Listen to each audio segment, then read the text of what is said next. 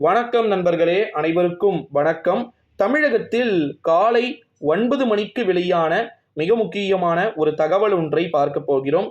தமிழகத்தில் பரவலாக மழை பொழிவு அப்படின்றது பொழிந்து கொண்டிருக்கக்கூடிய ஒரு வேளையிலே தமிழகத்தில் கிட்டத்தட்ட அடுத்த கட்டமா ஒரு 2 வாரத்திற்கு நல்ல ஒரு தீவிர மழை பொழிவு அப்படின்றது இருக்கக்கூடும் அப்படின்னு சொல்லிட்டு எதிர்பார்க்கப்படுவதாக சென்னை வானிலை ஆய்வு மையம் தகவல் ஒன்றை வெளியிட்டிருக்கிறார்கள்.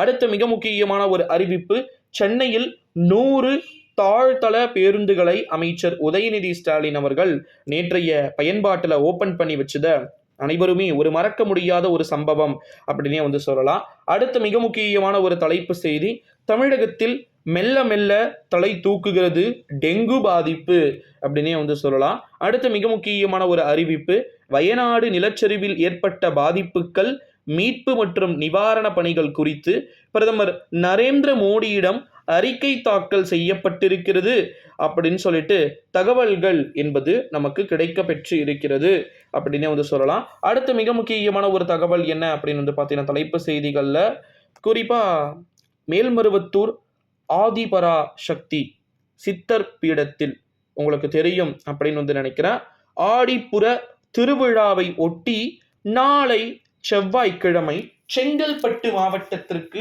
ஸ்கூல்ஸ் அண்ட் காலேஜஸ்க்கான லீவ் அனௌன்ஸ்மெண்ட் பார்த்தீங்கன்னா அஃபீஷியலாக டிக்டேட் பண்ணப்பட்டிருக்கிறது.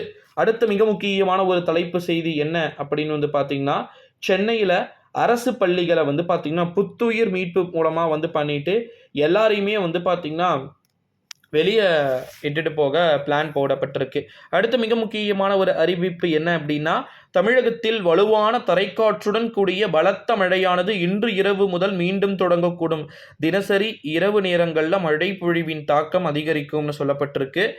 அடுத்தது, செந்தில் பாலாஜியின் நீதிமன்ற காவலை ஆகஸ்ட் 7ஆம் தேதி வரைக்கும் நீட்டித்து நீதிபதி உத்தரவிட்டிருக்கிறார். இதன் மூலம் செந்தில் பாலாஜியின் நீதிமன்ற காவல் 52வது முறையாக நீட்டிக்கப்பட்டிருக்கிறது. அடுத்த மிக முக்கியமான ஒரு தகவல், 2 வெண்கல பதக்கங்களை வென்ற முதல் இந்தியராக மனு பாகர் பார்த்தீங்கன்னா தேர்ந்தெடுக்கப்பட்டிருக்கிறார். அடுத்த மிக முக்கியமான ஒரு அறிவிப்பு என்ன அப்படின்னு பார்த்தீங்கன்னா, ரொம்பவே மிக முக்கியமான ஒரு தகவல் அப்படின்னே சொல்லலாம். குறிப்பாக பார்த்தீங்கன்னா, மழையால் சேதமாகும் சாலைகளை பொதுமக்கள் போக்குவரத்துக்கு இடையூறு இல்லாமல் உடனடியாக சரி செய்ய வேண்டும் என்று அதிகாரிகளுக்கு அமைச்சர் ஏவா வேலு, பொதுப்பணித்துறை மற்றும் அமைச்சர், மிக முக்கியமான அமைச்சர் பதவியில் இருக்கக்கூடிய அண்ணன் அவர்கள் பார்த்தீங்கன்னா இந்த அறிவிப்பை வெளியிட்டிருக்கிறார் அப்படின்னே சொல்லலாம். ஸோ இது போல அடுத்தடுத்த வீடியோக்கள் பார்த்தீங்கன்னா இருக்கிறது. மறக்காம நம்முடைய சேனலோடு தொடர்ந்து நீங்கள் இணைந்திருக்குமாறு கேட்டுக்கொள்ள